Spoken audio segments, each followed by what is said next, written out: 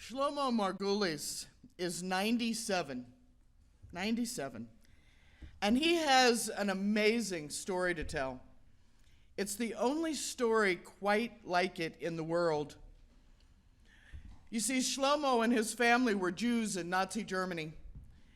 And they did something no other Jewish family had the resources and the sheer guts to do. In 1939, when the Nazis were closing in and the trains to the camps were running, the Margulis family made a choice to act, and to act right now without hesitation. So what did they do? This little Jewish family had the unmitigated gall to simply charter a private plane, show up, and fly themselves out of Nazi Germany. They lived when 6 million others died. They just flew away. And what prompted them to dare to do something so audacious that no one before or after them even thought of trying it? Shlomo Margulis was 15 when they flew away from Germany. His parents and his older brother went with him, but he remembers almost everything. And when he was asked, he said, the furniture we had was too heavy to ship, but my mom didn't want to leave the piano behind. His mother didn't want to leave the piano. So they chartered a plane. And she took it with her. Now I want you to think about that for just a second. According to journalist Paul Goldman, who was the one who interviewed Margulis, like many other Jewish families of the time, the piano had absolute pride of place in the middle of the living room. It was the center of entertainment and culture. Margulis said it was common in many German families that children learned two crucial skills by the age of 6, swimming and how to play the piano. In 1939, when you had people over, you didn't invite them to come over and watch TV. You came over, maybe you played some cards, and you gathered around the piano. You sang, maybe you had a few drinks. You saved to buy that piano, sometimes for years. You kept it polished and tuned because it meant you were a cultured person. When I read that story, it reminded me of a conversation I had years ago with Holocaust survivor Werner Koppel. And we were talking about why he lived. And at the time, he said something that I really was shaken by. He said, "I've heard a man say, and it was true, why did so many of us die? We died because we wouldn't leave the damn piano." People then were pretty much like people are now. They worked for everything they had, their status symbols, their careers, their homes. Think of your own home as you're sitting here right now, the things you've worked hard to build or to achieve. Maybe you've got a smart television or an awesome computer system. Maybe a piano. Maybe that sleep number bed you saved up for it is just perfect. Maybe it's the garden you've given your heart to for 20 years, or the cabinets your dad made right before he died. Now think about what it would take for you to just walk away. Just walk away. Make a decision that today, whatever the situation was, it was bad enough for you to just walk away.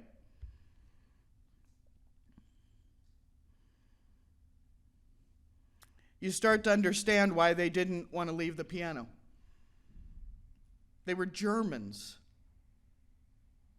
If somebody asked you who you are, what's your nationality, you say American, not Unitarian Universalist.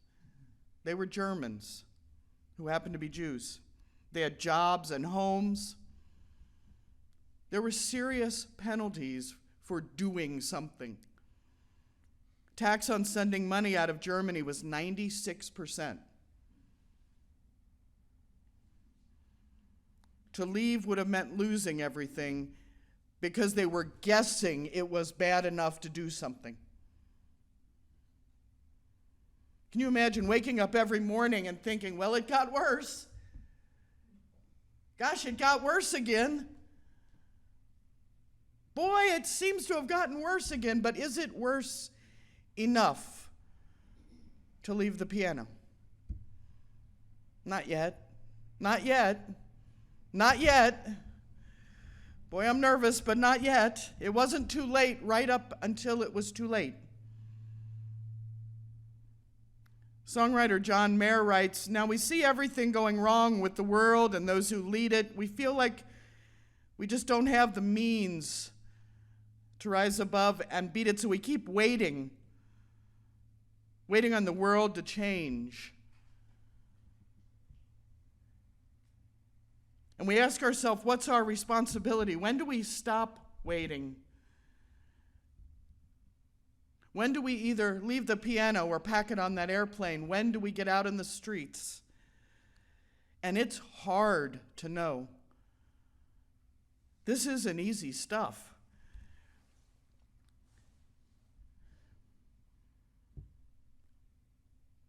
Liberation and freedom can't wait much longer. People are suffering. But when is it time to say enough, enough?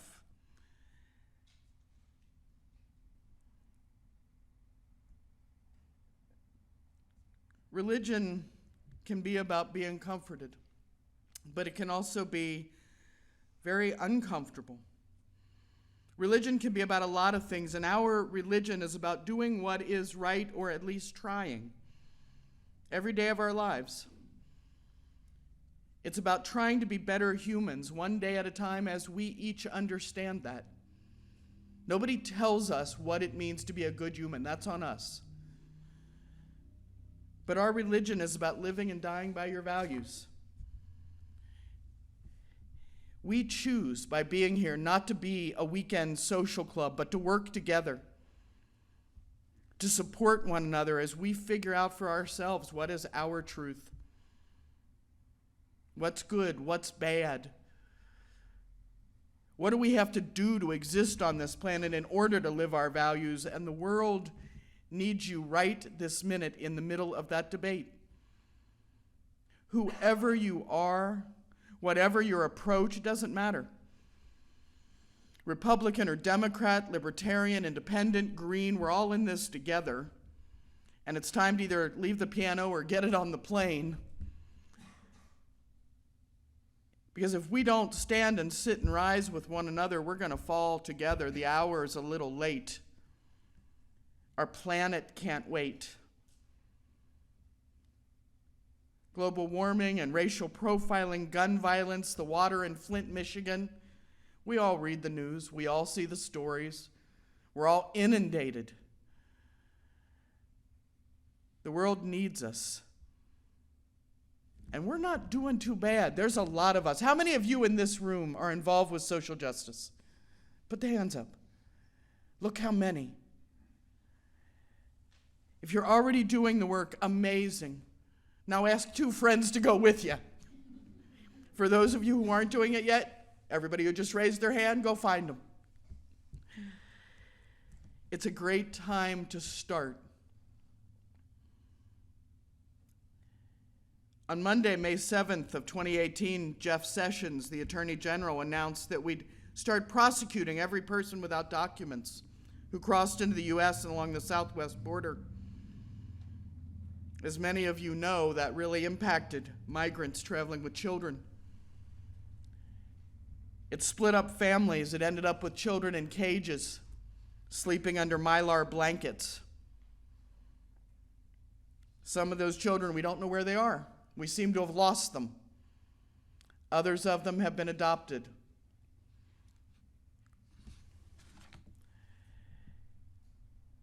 There are sacred obligations of ethics and conscience which we can't be released from.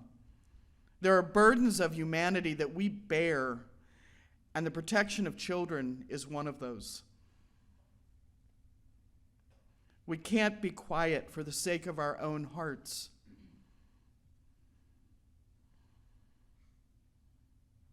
How do we know it's time to act? We know because humans are being treated as disposable commodities and our planet as a resource for wealthy corporations to drain.